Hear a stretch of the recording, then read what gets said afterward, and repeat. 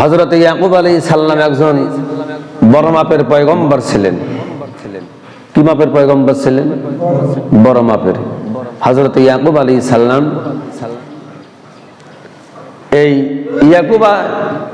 ইয়াকুব আলাইহিস সালামের 11তম সন্তান হচ্ছেন হযরত ইউসুফ আলাইহিস সালাম। আল্লাহু আকবার, জোরে বলুন। হযরত ইউসুফ আলাইহিস সালাম সে শৈশব কৈশোর থেকেই, সে ছোট্ট অবস্থায় থেকে সে আল্লাহ ভীরু। যে নবী হয়, যে রসুল হয়, তার বাল্যকাল থেকেই অনেকটা পরিবর্তন, অনেকটাই চেঞ্জ, অনেকটাই টের হলে পাওয়া যায় যে এ কোনো সাধারণ মানুষ নয়, এ আল্লাহর নবী এবং রসুল হবেন।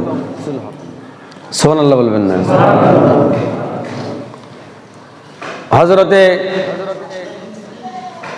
ইউসুফ আলাইহিস সালাম সেই ছোট্ট থেকেই খুব সুন্দর, দেখতে খুব চমৎকার, খুব ভালো লাগে। বাকি ভাইরা গিয়ে পিতার কাছে আরজ করলেন, বললেন, হে আমাদের পিতা, আমরা বিভিন্ন সফরে যাই, উট, গরু, বাছুর, ভেড়া আমরা চড়াই। হে আব্বা, যদি আপনি অনুমতি দেন তাহলে আমাদের ছোট ভাই হযরতে ইউসুফ আলাইহিস সালামকে, আমরা ইউসুফকে আমাদের এই সফরের সঙ্গী করতে পারি। হযরতে ইয়াকুব আলাইহিস সালাম চোখ বন্ধ করলেন, বললেন, হে বৎস, আমার মনে হচ্ছে যে এই সফরে হযরতে ইউসুফকে না নিয়ে যাওয়াই ভালো হবে, উত্তম হবে। ভাইরা মানলেন না, তারা বললেন, বাবা, কিসের আপনি ভয় করেন, কিসের আপনি চিন্তা করেন? কোনো চিন্তা নেই, কোনো ভয় নেই, আপনি দয়া করে ইউসুফকে আমাদের মাঝে ছেড়ে দেন। আমরা দুহাত দিয়ে আমাদের শরীরে যতক্ষণ পর্যন্ত প্রাণ আছে, আমরা আমাদের প্রাণ দিয়ে আমরা ইউসুফকে সহযোগিতা করব এবং সাহায্য করব। কিন্তু দুর্ভাগ্য, দুঃখজনক হলেও সত্য, এরা ইউসুফকে নিয়ে গিয়ে তারা বিপদের মধ্যে ফেলবে, এটা তাদের চালাকি।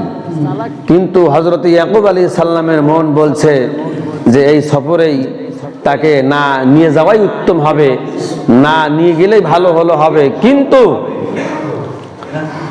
হযরতে ইউসুফ আলাইহিস সালাম ছোট্ট বালক,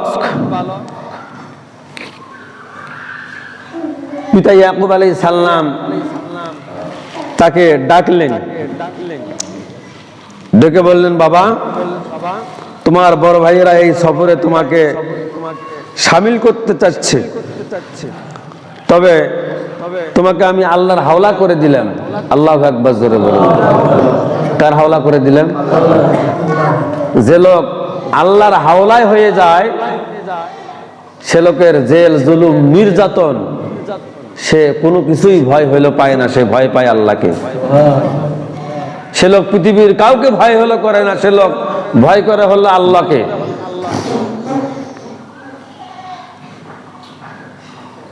এই যে আল্লাহর হাওলা করে হলো দিলাম, এটা কি চারটিখানি কথা? যে ইমানদার সেই এই কথা বলতে হলো পারে, যে পরহেজগার, যে সিদ্দিকিন, যে নবীগিন, যে শহীদিন, তারাই কথা বলতে পারে যে আমি আমার আল্লাহর হাওলা। আল্লাহু আকবার, জোরে বলুন। তবে বাসা, তোমাকে পাঠাচ্ছি, তুমি তোমার বড় ভাইদের কথা মতো চলিও, তাদের সাথে থাকিও। এই কথা হলো বলে বড় ভাইদেরকে ডেকে হলো বললেন, ঠিক আছে, নিয়ে যাও, আল্লাহর হাওলায় দিলাম, কিন্তু আমার ইউসুফের যদি কিছু হয়ে যায় তাহলে আমি তোমাদের পিতা, আমি কিন্তু সহ্য করতে পারবো না। বাবা কিন্তু আগেই ইঙ্গিত করে দিয়েছেন। এরা মনের আনন্দেই বালক ইউসুফ আলাইহিস সালামকে তারা সফরে নিয়ে হলো গেলেন। এই সফরে নিয়ে হলো গিয়ে মরুপথ মরুভূমি পাড়ি দিয়ে তারা জঙ্গলার মাঝে কূপ খুঁজতেছেন যে কোথায় হযরত ইউসুফকে হত্যা করা যায়। সেই কালে ভাই ভাই দ্বন্দ্ব ছিল, এ কালেও চলবে। আপন ভাই হলেও জীবনের নয়, জানেরও শত্রু হতে পারে যদি ইমানদার না হয়। কথা বলেন না কেন? আপন ভাই হলে যে আপনার প্রকৃত বন্ধু হবে তা নয়। আর যদি প্রকৃত বন্ধু যদি ভাবেন তাহলে আপনার সেটা ভুল হইলেও হবে।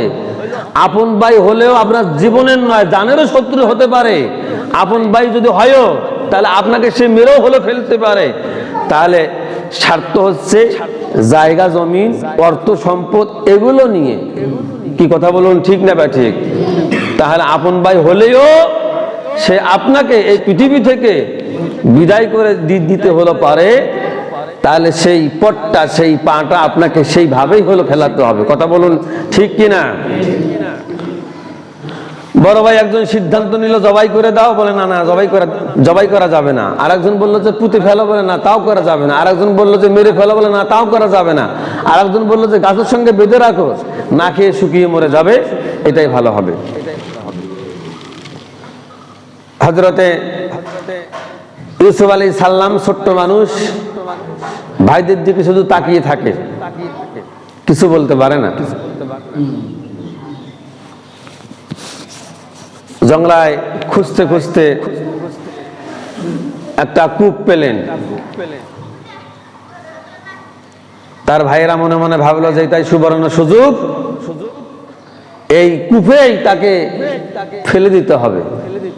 আর এই কূপেই ফেলে দিলে কেউ তার খোঁজ পাবে না, আর কেউ তাকে তুলতে হলো আসবে না। এই কূপেই সে হলো মরে যাবে। নাউজুবিল্লাহ জোরে বললেন।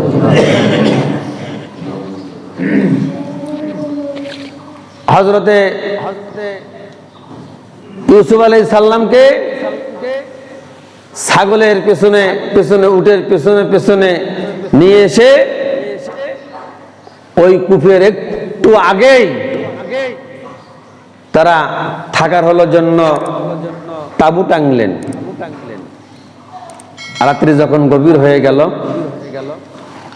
আল্লাহর নবী হযরত ইউসুফ আলাইহিস সালামের পাগুলা বাঁধা হলো। নাউজুবিল্লাহ জোরে বলুন। তার হাত বাঁধা হলো।